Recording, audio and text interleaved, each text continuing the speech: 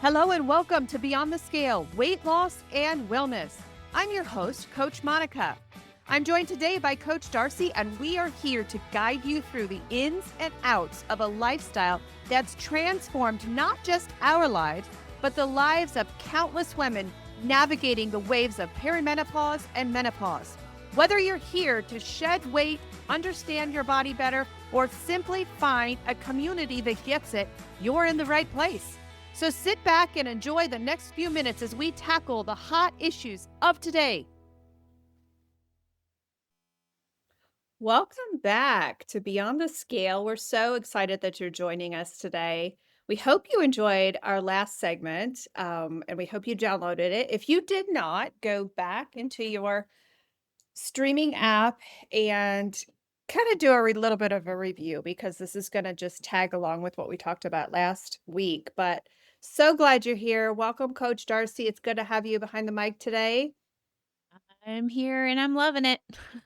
Love it. And I love the fact that we found some different recording software. So we're hoping that this expedites our podcasts and makes it a little bit less cumbersome to download, upload, all of those things. That is just such a, if you're a podcaster, you know what I'm talking about. So I'm so glad that we're here today. And we're just going to continue our conversation from last week. And last week we talked a little bit about perfection, consistency over perfection, and how our perfection really hinders our goals, and how we all want to be perfect. I want to be perfect. I mean, I'm a type A Mhm. personality, Darcy. I'm not sure. You're a Yeah. you're a baby. You're the last born, so I don't know if you still have I my have type A genes, but tendencies.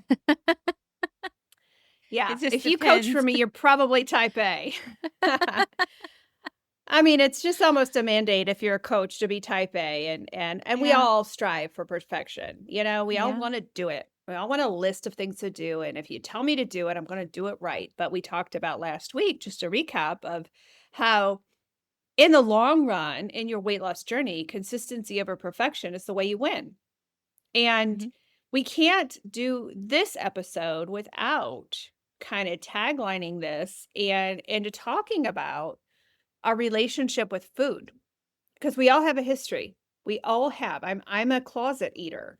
I have my personality. Um and all of that boils down to my relationship with food. And I wanted weight loss, but I also missed my foods. I also missed that comfort. I also missed all of those things. I wanted to feel, in control. I wanted to not have the guilt. I wanted to stop the starting over on Mondays. I wanted to stop all that in my head. But when it comes to real life, that's where we step in as coaches, because all of those things are wonderful on paper. They look beautiful. Just look to your local influencer, because that local influencer looks like she has everything under control. She looks like Mhm. everything's great. But when you close the doors, when you step into your real life, you understand that, yeah, I do have a relationship with food. And I do have foods that are labeled good as and bad. And I do have this out of control feeling when it comes to food. And normally that happens when you close the door, because our clients do wonderful in public. It's when Mhm. they close the doors, and it's when, it's that 8 o'clock at night and they're feeling like, I want to eat something and I want to feel good. I want that dopamine hit. Um, so instead of starting tonight, I'm going to start Monday. Instead of, you know, feeling in control, just for this time, I'm going to be out of control. And so today we're talking about how to heal that relationship with food without giving up your weight loss goals. Coach, do you think you can do both things at once? Do you think that you can heal your relationship with food without giving up your weight loss goals? Yeah. I do think you can. It's going to be some hard work though. Hmm. And I feel like that's why Hard work. a lot of a lot of people stay in the same cycle. They have an idea of like they want to lose weight and they have this idea in their mind and it's not the way that they thought it was, like that easy, convenient, instant gratification type of weight loss. And when they have the realization that, you know what, it is not instant gratification, it's actually a lot of hard work because you have a lot of buried trauma. You've got a lot of buried habits, bad habits that like to sneak up during the times that you are losing weight, or if you are on some sort of diet, you know, you've got that stuff that's still there. So if you Mhm. are not working hard at that, then no, you're going to probably fail. But, you know, this is the time where, you know, it's you definitely have to put hard work Yeah. into a lifestyle where it's both going to go hand in hand, where you can lose weight and, you know, feel Yeah. good. And this is where our GLP-1 friends, this is the step they miss because when you're medicated, yeah, it's easy because physically you don't have that hunger. Physically, most people feel sick. Most people feel that medicated um, feeling, and they are not able to heal their relationship with food because they're medicated. And I think this is such a strong point, to add that you got to feel the feels. And if you don't feel the feels, you're not healing. And so it takes, for long term weight loss, it takes healing this relationship with food before you can be free for the rest of your life. And our hearts. There's no judgment, no shame on what path you took. Where our coaching comes in is you've got to deal with these things. You've got to deal with the addiction. You've got to deal with the mental cycle of this mac and cheese. This drive through is going to make me feel better. And I think that is just so, especially on the front side of this podcast, it's so important to say if you're in a GLP-1, yes, you can do this, but you've got to, like Darcy said, you've got to do the hard work and you've got to get rid of the perfection. You've got to get rid of this relationship that you have combined with your lifestyle of this food makes me feel good. And so, um, this first section of this podcast is the all or nothing feel good, the all or nothing food cycle. Like, I gotta be perfect. I gotta start strict keto. Now, I'm gonna put a disclaimer in here because of our 8 years of a thriving weight loss practice. Yes, strict keto works. Mhm. I can't deny that. I can't deny our numbers. I can't deny the outcomes that we have had for our clients who are strict keto. The caveat to that is strict keto doesn't necessarily mean what you think it means because there's a lot of rules and regulations on the internet about what strict keto means. However, real life happens and real things happen in your life that give you the question of what strict keto is. And so that's what we do. We get in the pit with you during your life.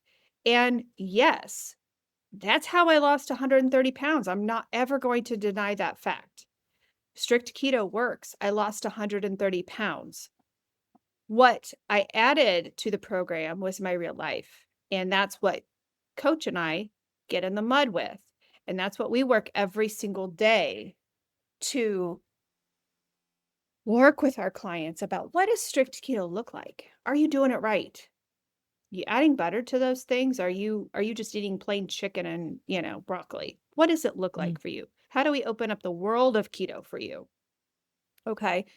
But the cycle is clear. Want to start perfect. Want to be strict keto, whether you're, whatever your definition of that is. Um, and then you slip up. And then that starts the cycle of guilt and shame. And the cool thing about our clients is they don't experience that because we walk them through what that is. We walk them through that party. We walk them through, okay, this is what you went through at this party. Let's tell you how to make it fun. Let's tell you what you can replace instead of those things. Let's pull something out of your purse that you've already prepared for, right? And they don't feel that guilt and shame. Typically, what happens is they overeat. After that guilt and shame, they overeat and they give up. That's the Monday cycle. right? And then, "Oh, I Mhm. failed, I better start again." It's not a discipline problem, it's a cycle problem. It's the fact that you are not listening to your body. You're not listening to that cycle of shame, and you don't know how to get out of it. And so that's the cycle for you. Start, slip up, feel guilt, overeat, and then restart. What our goal is to help you off of that hamster wheel and get you out of that so you not only feel freedom, but you feel enjoyment and you strike those dopamine pathways again. So it's not necessarily the stricter rules, the stronger rebound that hasn't worked. I mean, just look at your life. Look at what you've done in the past when you had those stricter rules and the stronger rebound. All of those things we've known. I mean, that's data, right? Data doesn't lie. It's not necessarily that cycle. What we want to do is help you learn to enjoy, learn to live, learn to understand your feelings. So, Darcy, do you want to take us into this world of how food becomes emotional? Because it's Yeah. not just physical, it's Yeah. emotional. So, talk to us a little Right. bit about how food becomes emotional. And I think when we first get our clients in, they are just, when they focus on the fact that they see the people around them, maybe they've had a friend that has gone keto and they see the weight loss and success and they're like, oh, I'm in this for weight loss. I need to lose weight myself. I need to lose 15, maybe 100 pounds. Um, so they come into our coaching thinking, oh, this is all about weight loss. But then when we and I am actually a person that was that in that mindset because I watched you lose your weight. I watched you get happier, and then you asked me to do this, and so then I had that mindset like, there's nothing wrong with me. I don't have any like I can just cold turkey all this. My mindset is like straight on. I'll do the things and I'll trust the process. Like because you kept always saying that, but then it was later in my journey that I realized that I was actually a lot of my weight gain was based off of the emotional side of things. And I'm like, I'm not an emotional eater. There's no way I'm an emotional eater. I don't eat my feelings. And then I look back in my past and I'm like, oh crap. I look at when my kids were babies and I'd get them, it was a stressful day. Everybody was crying. It may have been a full moon and everything was just chaotic. And when I put them to bed, that's when I would pull out their Halloween candy or their Christmas candy or the cookies that I made that day or whatever it was, the ice cream. And then that became a comfort for me. So, reason why weight loss is not just the physical action of losing the weight, it's also becomes very emotional because you decide that food then, certain foods even, you can have a category of certain foods that you tend to go to more. They become kind of like an idol for you, like an idol of something that's going to comfort you, something that you can look to for answers, and your answers are this dopamine hit. So that comfort that the food that you go to is a part of the emotional side of things. And then like once you maybe if you are on a weight loss journey, and this also happened to me when I was doing my own thing with my weight loss journey before keto, I would lose some weight and then I would reward myself. I would reward myself with a girls' night out and I would not eat sugar free, because I did this thing where I was going to be sugar free like my mom did when she was younger and raising us kids and that's what I did. I gave up sugar. And that was I would reward myself on it with girls' night. But the thing with the girls' night is that we would do this every Tuesday. So every Tuesday, I would reward myself, which defeated the whole purpose. And this also connects with, when things were really hard for me as a young mom, I was stressed out. I didn't know how to parent. Nobody taught me how to be a parent on my own. So there was that my food source was then my stress reliever. So I would depend on that as my stress reliever. And And then one other thing with emotions is that when you feel emotional, you don't feel in control because your emotions are taking over. So you are then feeling the need that food can control those emotions and help you feel something other than the emotion that you are in, whether it be sad or angry or depressed, stressed out, you know. So you tie in your real life with the stressful days, those then tie into cravings. When you are restricting certain foods, like I was restricting sugar, I became obsessed with having like a girls' night out. I was ready to give into that sugar because it had so much control over me. And then when you're emotional and overwhelmed, you then go to eating when you're not even hungry. So Mhm. it's not the fact that, and this is where we talked about the importance here of like when you are addicted or not addicted, because I think it depends. We talked about this a little bit when we were going over our show here. We talked about food addiction and how can you, since you are the expert here, because you are an addiction specialist, and I just Yeah. help coach addictions as well. You share Yeah. a little bit about the addictions portion of this. Yeah. Yeah. And I think it's really important to note number one out of three people are addicted to food. So we cannot ignore that. That is a reality. And so my food addiction program is completely different from my weight loss approach because there are red foods. There are foods that you cannot have or you're going on a 30-pound sugar binge. So yes, you could be addicted to food. What compiles that red fire is when you don't acknowledge that. And yes, some people are not addicted to food and they use food to cope. There's different categories of food addiction. There's the emotional eating addiction, then there's the chemical sugar addiction that is related and almost mirrors the crack cocaine addiction. In that case, yes, you may be addicted to food, and there may be a time where you have to say, "Hey, coach, moderation is not an option for me. So I'm not going to count that out because you could possibly be addicted to food and the fact that we just need a whole different treatment plan."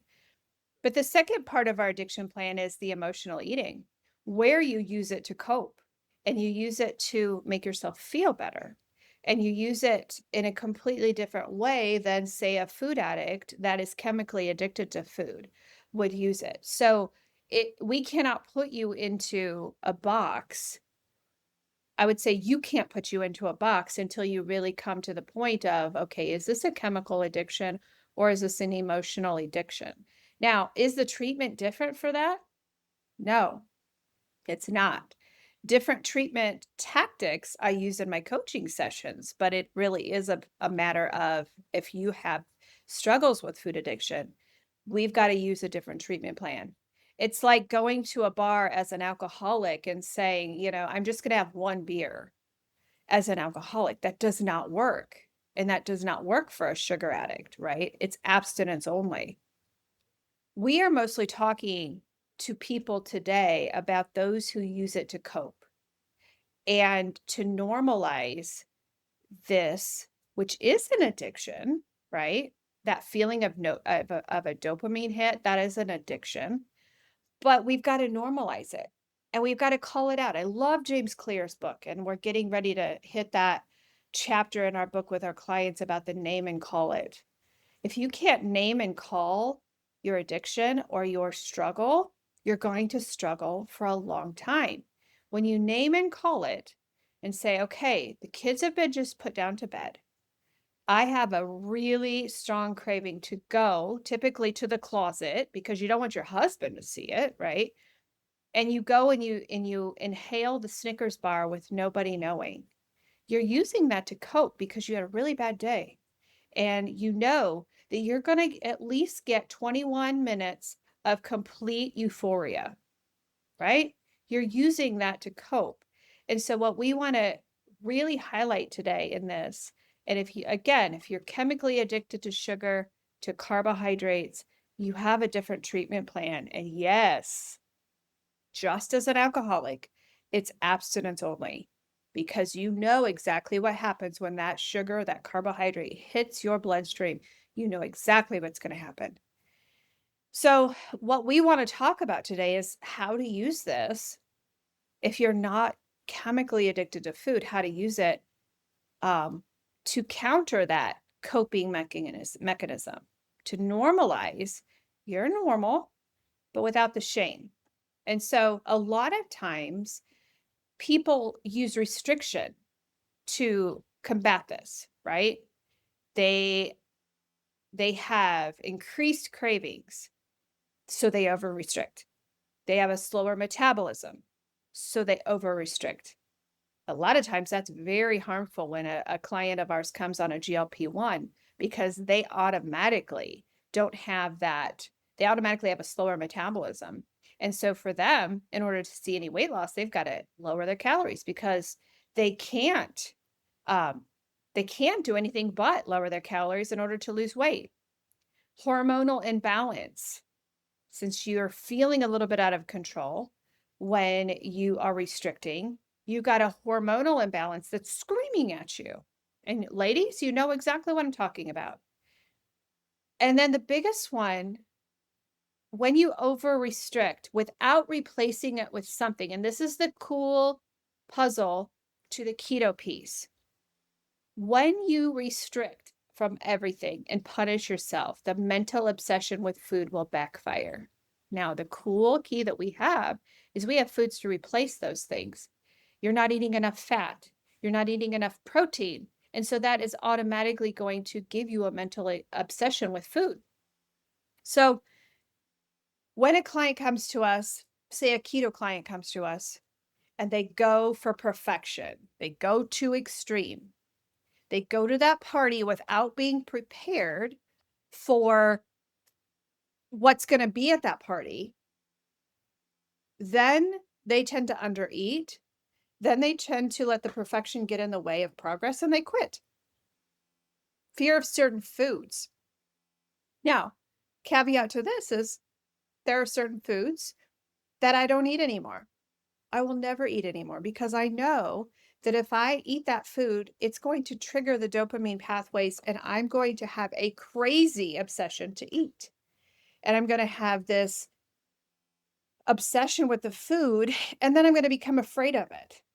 And so restriction in most diets might create a short-term control, but it often leads to quitting and long-term chaos. And so that's our job as a coach is to walk with you through each week. Hey, when did you have a struggle? When was that mental obsession and that control? When was that working in your mind?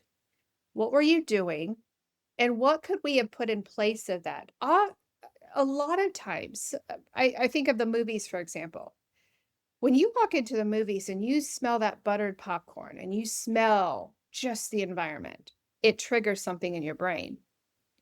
We take our clients and we say, "Okay, yeah, you're gonna experience this, and yes, if you do this, it's not gonna lead to your ultimate goal. So what can you put in your purse? What can you put in your plan that is going to help you maneuver through those smells and those amazing things that and the feelings, old-fashioned feelings that the movies used to bring to us?" We have a whole keto travel guide that we give our clients. So when they pull it out, they are also crunching along with all of those other popcorn eaters. They're crunching on things like Lily's chocolate chips. They're crunching on things like macadamia nuts, like pecans, like walnuts. So they have that crunch, they have that yum. They are still participating in that feeling, but they're prepared. So the short term control turns into a long-term lifestyle for them that they're creating new pathways, new memory pathways that they're not giving up with their families, but they are doing things that is going to lead to their ultimate goal of weight loss. So, coach and I believe that you can heal your relationship with food and you can still lose weight. That's what we work every single day of our lives. So, Darcy, talk to us a little bit about that. What does that look like? Um, when they heal their relationship with food and they still lose weight. Talk to us a little bit about Mhm. that. Yeah, so like you said, you can heal your relationship with food and you can still lose weight. But it's definitely differently than the common person thinks. The one that's, has been in these cycles and these diets and all these things before that they've never truly healed their relationship with food because they never truly gave up that food. It's just like when I went out on my girls' night, I did not truly give up sugar. I was still eating that. Um, but so the weight loss that lasts, and we like to think about, when we are teaching our clients, we like to teach them how to fish. We like to teach them so that they know that when they are on their own, they know what to do. So we encourage them to think long term instead of short term. So that's a first one. Like when you're thinking a short term weight loss, like, oh, I'm just going to get into a bathing suit for the summertime. I just need to lose this. And you are strict on yourself. You follow that strict keto and you do all the things, but you are not healing yourself mentally, then that is not going to be a stability type of weight loss. That is not going to heal your relationship with food. You're just abusing it. You're abusing your body. So that stability is one. And then safety as well. You feel like that you can feel in control. When you feel safe, you feel like you are in control, where you feel also the freedom. Um, when the food choices, like when you're out in the social world, you feel fear because you don't want to be giving in to the foods that you should not be eating and the foods that you used to be eating. You don't feel safe in those areas. But when you are able to feel safe in those areas because you have the tools that Coach Monica was talking about earlier, the tools that we teach you how to go out and about in the world to be able to face the giants, you are feeling safe and you're having that stability as well. Again, the next thing is being consistent. If you are consistent, if you are doing the things, and if you are not just, every Tuesday you're allowing yourself to have a girls' night and to have a cheat day, you're not going off the exit ramp like we like to say. I don't like using falling off the wagon because I think of Oregon Trail all the time and that brings back trauma, I think, for me. I don't know. So I like the exit ramp better. So if you decide to go off the exit ramp and you get distracted and you have a pit stop, that is not consistency. That is you are making your body guess, but it's like gonna guess in a negative way. Like, well, oh, she's off the ramp again. I'm gonna hold on to this fat because I don't know what's gonna happen next. So, that's your body talking to you. Another uh, thing that weight loss that lasts, that still helps your relationship, is reduce stress. Like if you are able to reduce your stress, if you are able to work hard and add those habits in, those healthy habits that help those moments that you are overly overwhelmed with life or you are stressed out and you are working on that, you're going to have more of a long term weight loss than this short term. You are able to control. It goes back to the stability. You feel stable, you feel safe because you are consistent, because you are working on that stress and you are putting yourself first so that you are able to give the people and the loved ones in your life 100% instead of whatever is left over in you. So, And what is, diet culture has not made us feel safe. So yeah. we have been given a really bad deal because we've lived in diet culture for so long. Our body thinks the minute we do something different, Mhm. "Oh, she's gonna starve me." So you have to Yeah. trust your body with that safety, and that comes with time. Then it's like, "Okay, you're Yeah. really not gonna starve me," right?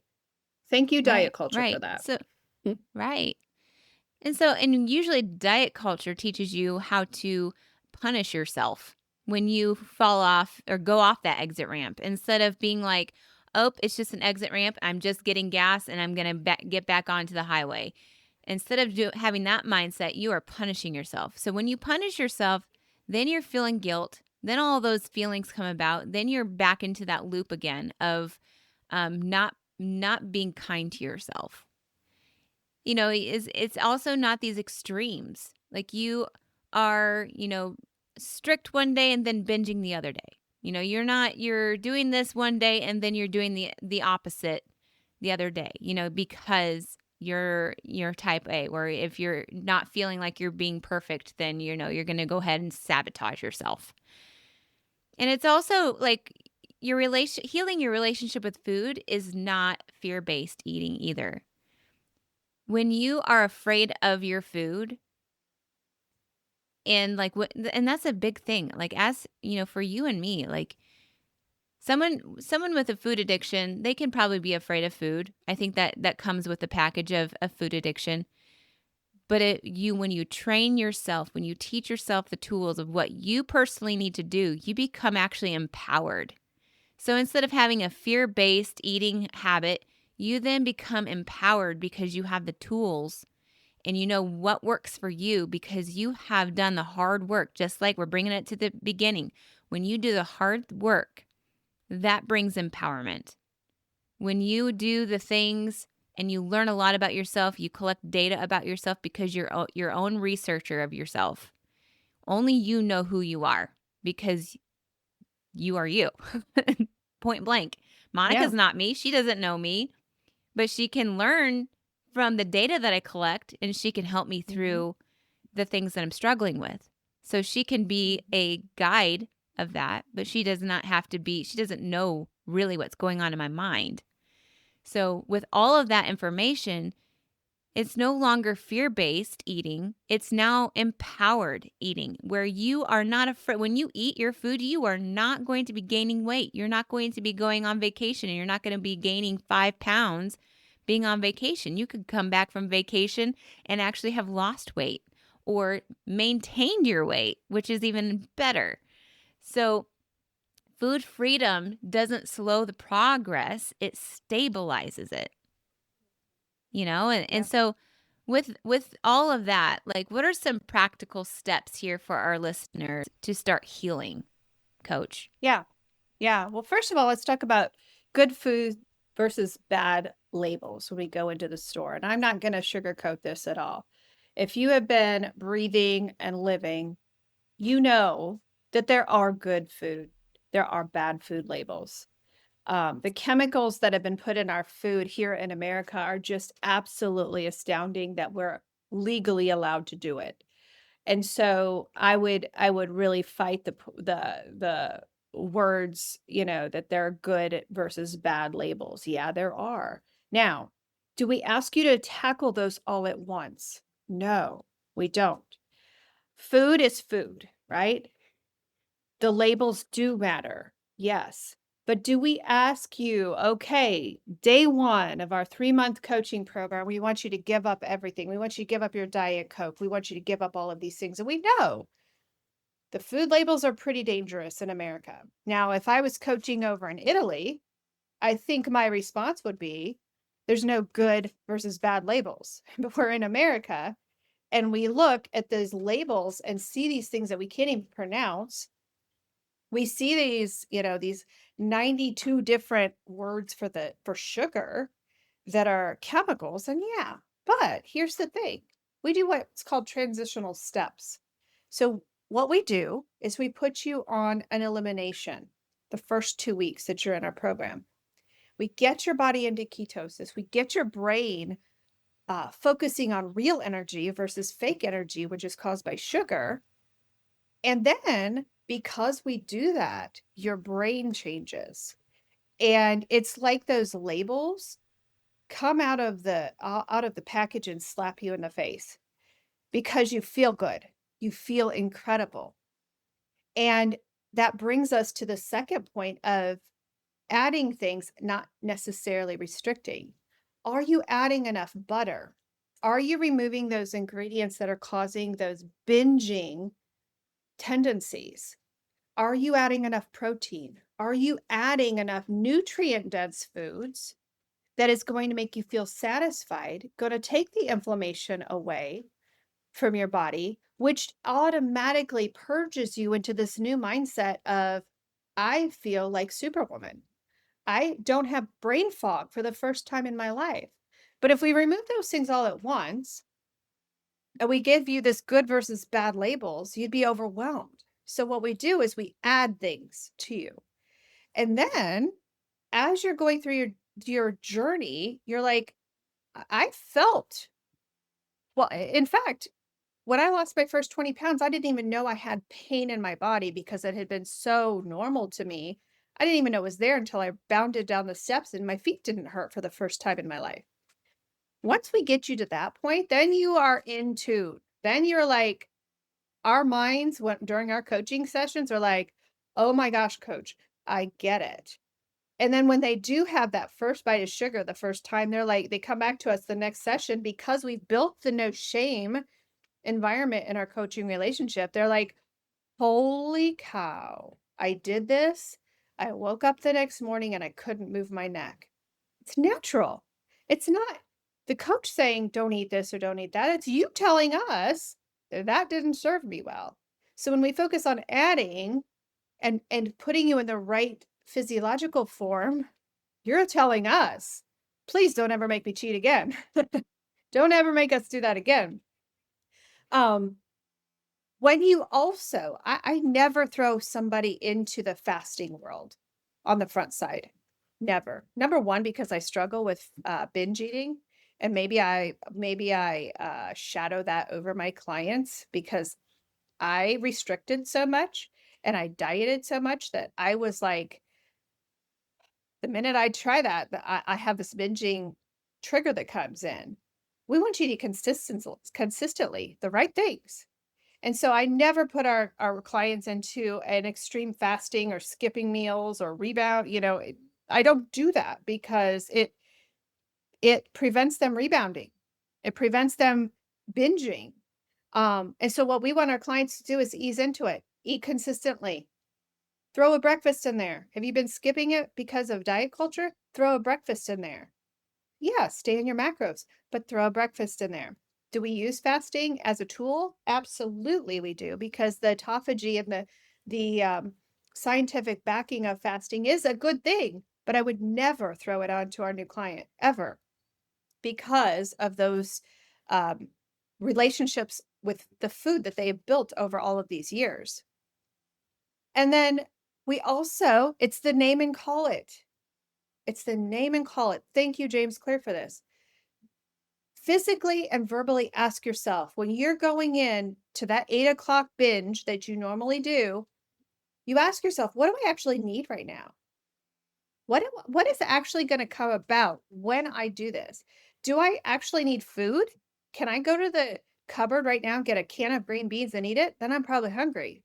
Or is it just rest and stress relief that I need? Is it the dopamine factor that I need? Is there anything that I can put in place against having these 8 o'clock binges that I have? So we pause and we name and we call it. My clients, I have them say it out loud. I don't want you to just think about it. I want you to say it out loud. When you go to the cupboard and grab that cookie at 8 o'clock at night, say to yourself, not to yourself, out loud, I am choosing to eat this cookie. Why am I eating this cookie? Oh, I'm eating this cookie because I had a really stressful day. Something happens when they name it out loud and when they call it. Name and call it is what we call that. And imperfection, number one thing that knocks our clients off because they want to be perfect. Because number one, that scale's falling. And so they're doing something right. And so if they go off plan a little bit, or even what they think is off plan, a lot of our clients say, well, I ate strict keto. I just ate too much. So what? Who cares? What were we going to do tomorrow? So you don't fall off the wagon. You just keep going. When you quit is when you fail. So normalizing imperfection. We're not perfect. This coach has lost 130 pounds, is not perfect. She does things that I question myself. You're a coach, you know better than this, right? But I don't quit. I keep going. So that would be my message for the things that you could actually do. Number 6, get a coach because people were not created to walk this path alone. And a lot of what we hear from our clients is I didn't want to tell anybody because I failed my entire life. I don't agree with that. Tell somebody. If you don't want to tell your friends, grab a coach and meet with her every week. Because when you bring in accountability, guess what? You have just defeated the number one way people fall off the wagon is that's because they're doing it alone and they are not taking somebody along the process with them. That's why I love coaching. That's why coach and I do what we do every single day. So we grab your hand and we say, "You know what? You were perfect this week.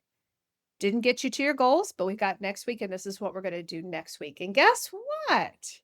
Now with the CGM, we know exactly what you're doing throughout the week. We know exactly what's happening because you got a 24/7 coach right there with you when you go.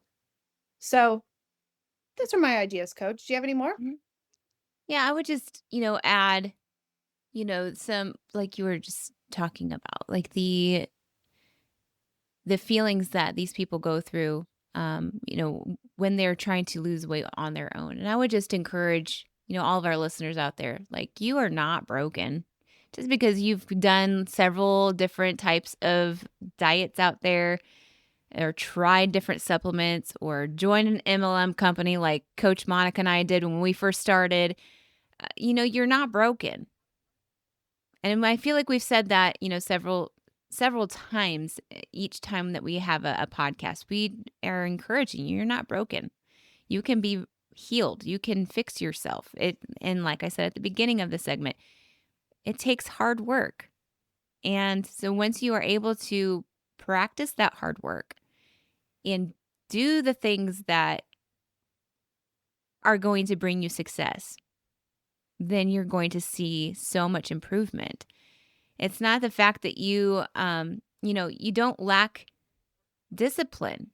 We aren't just given the to-do list inside of ourselves to how to, be self-disciplined and how to do things so that we're successful. That comes with building good habits, getting rid of those those negative ones that are causing us to be in the health place that we are. I'm going to quote not quote him. I'm going to point out James Clear again. Like, when we are creating and building who we are, our identity, we are in charge. We make the choices, which then builds those identities, which those are the identity that's built is based upon a lot of our social surroundings. And that's how we develop who we say we are. And that's what people are telling you. It's not the fact that you can't be a basketball player. I mean, you could probably be a basketball player, I don't know, just telling yourself, "Oh, I'm too short," or "I'm not good enough." Like, that's you developing your identity of what you believe about yourself. I mean, some of that is a little being a basketball player helps if you're really tall. Let's just be It honest. Like, does. but It does. I mean, there's some short ones out there that are good at basketball playing, but I wouldn't know because I'm not one. Anyway, Yeah. that is Yeah. not a part of my identity. Yeah, it's naming and calling your identity. Yeah, Like, yeah, if you have struggled with your weight for a life, you probably have the identity of I'm just a fat person. yeah, Well, what if you exactly. change your identity? Because when Yeah, you change your identity, you're going to change your habits. When you change your habits, you're going to automatically be a different person. yeah. And That's where so, you start to one of build that our, discipline. yeah, one of the hard things, and if you're on a GLP-1 and you're listening to this, just know that the things that we're talking about, you may be like, I'm not experiencing that. Yes, you're not experiencing this because you are medicated. Our goal and our hope for you when you get off of it is that you will have wrestled with this because the minute you stop this shot, you're going to be thrown into a sea of exactly what we're talking about. And that's why the weight regain happens. And so if you get control over it now and you go through the motions with us right now in our GLP-1 program, you're not going to gain the weight back because you're going to have wrestled with these hard things. What Coach and I are talking about today is the hard things, and it's the daily things. It's the daily things that mess everything up for you. When you're medicated, you don't have that. But when you stop or when you reduce, you're going to. And so we train our clients. This is what happens when you stop fighting food and start understanding why you're doing it. So Mhm. we're really encouraged that you joined us today. And we want you to know, like Darcy said, you're not broken. These are things that you have to wrestle with. When our clients wrestle with everything we're talking about right now, they win. At the end of the day, they come out of a year. And let me say, if you've got over 50 pounds to lose, I want you to give us a year. It's going to take a year to get this off. Um, when you do that and you take time and you deal with the daily stuff, and I'm talking about not even necessarily emotional. I've got a lot of clients that I'm working with right now who are struggling with diseases of human civilization, diabetes, PCOS, hormones. When you get into those things, that's another thing that you've got to get a hold of. And so, what we want you to get a hold of first is how to heal your relationship with food so that you know what to replace it with. So, that's our podcast for the day. We want you to know you're normal. Everybody's normal. You automatically deal with these feelings. But when you get a hold of your relationship with food and you understand how to replace those things and what to do, you're off to a path of healing. So, Darce, what are we talking about next week? So next week ties in with this week a little bit is Yeah. how we bounce back without starting over.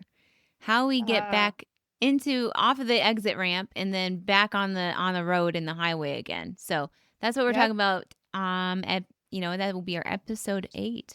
That's what Yeah. we're doing. Yeah. So I come remember back. I think of this as driving to your house because when I'm on 69, there's like a lot of exits before your road.